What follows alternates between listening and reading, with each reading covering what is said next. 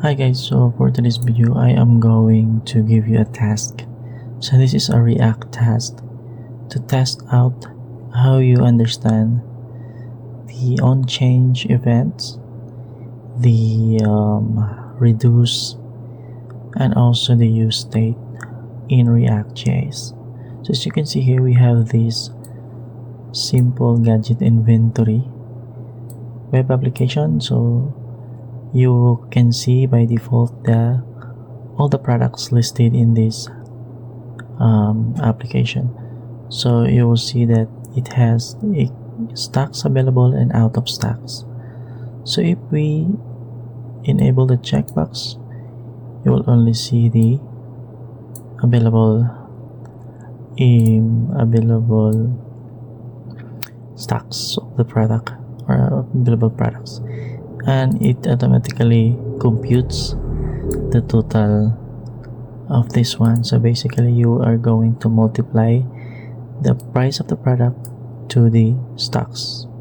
Okay, so that is your quest. Then if we search, we are going to see the matching name of the product. Now if you are interested to this video, please do like and subscribe, and let's get started. So this is the Gadget Shop quest. So you are going to build this one based on this available boiler template. So first task is to create interface, and then you are going to add this one here. Okay, so the logic here is to display a warning similar to this one, out of stock, and if it is available, you display the quantity of that available stocks of the product. Now this one, we already initiate the use state array of object product. Then we have these filters.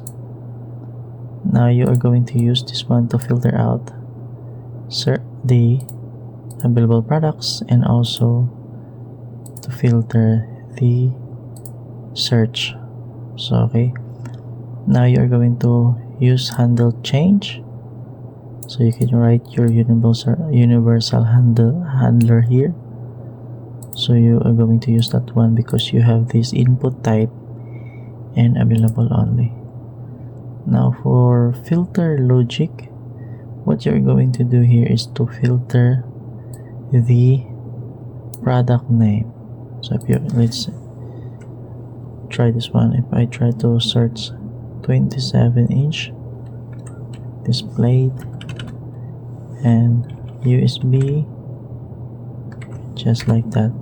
So you're going to filter this out here using the products here in this use state, and also the match stock. So by default it's set to false. So you're going to also create the filter for that one. Okay, so this one, it returns here, and by this one you are going to use reduced for this one. So you're going to get the total value of all the products that is available here. Okay, and also we have this return, wherein we are going to fill in the search input. So we have this name and on change here, and this one name and on change here.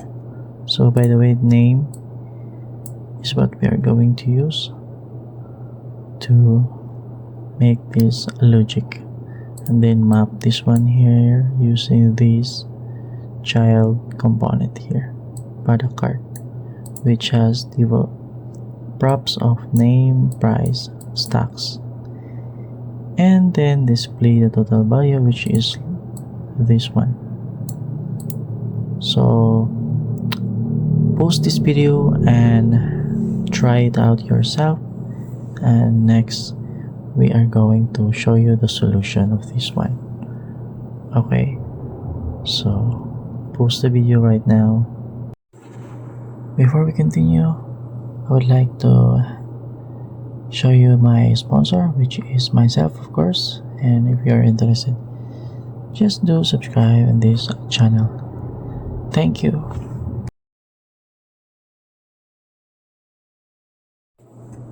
Okay, so if you're ready, we are going to now to discuss the solutions we have in this simple project here. Now, this is the solutions I have here. So in task 1, I created product props, interface, and declare this one here as name, as string, price, and so on. Then task 2, what you are going to do here is just basically add this one and check if the product or the stocks of this one, this product state is 0, you can do display out of stock, else you display the quantity of the product stocks. Now for task 4, we skip this one since we already set it out here. So let's proceed to task 5. Basically, we destructure the properties of inputs. So we just have this name, the type, the value, and the check, since we have these checkbox here. Now we call on the functions of useStates and then set a previews, and we spread that previews to see if we have, or what is the previous state. Now here we instruct React to check name. Okay, so name, remember this one, we have this in state query, which should match in your inputs. So name, just like this, and then for checkbox only available, which is also here, so that should be matched in your state. That is why we have this universal handler. And then since we have checkbox, we are going to check if type, so if input type is equal to checkbox, then if yes, you are going to put check. Okay, then if default, set to value. Now for this filter part here, we declare filter products, and then we filter this, use it of array here, products, and then we inside this filter we are going to match name. So basically we just match this inputs of the users. So we just say p.name, this one, we check this one if includes a value that is inputted by user. So let's say m, it displayed only the product that has this text, and so on. Okay, so that's how it works. Then we set this to lowercase, so that in case we have this capital, we have the same match filter. Now for this match stack, so we're going to check if the products has a stocks or not. Okay, so since filters that only available here, set to false. If yes, then we're going to check p.stock greater to 0. So it's set to true, then return that one. So this is our filter. And the task 7, we use that reduce. So I explained this one in my short video, so in quick explanation, just basically create the parameter of that reduce. So the cumulative, which holds the total calculations of the current value. So we just put the accumulator here and then add it to current price multiplied the current stock, which is this one, price times stocks, or multiplied by stock number of stocks, which is to display this one here. Okay, so what this does is we get the filtered products, which is this one, and now we have this value that has the products.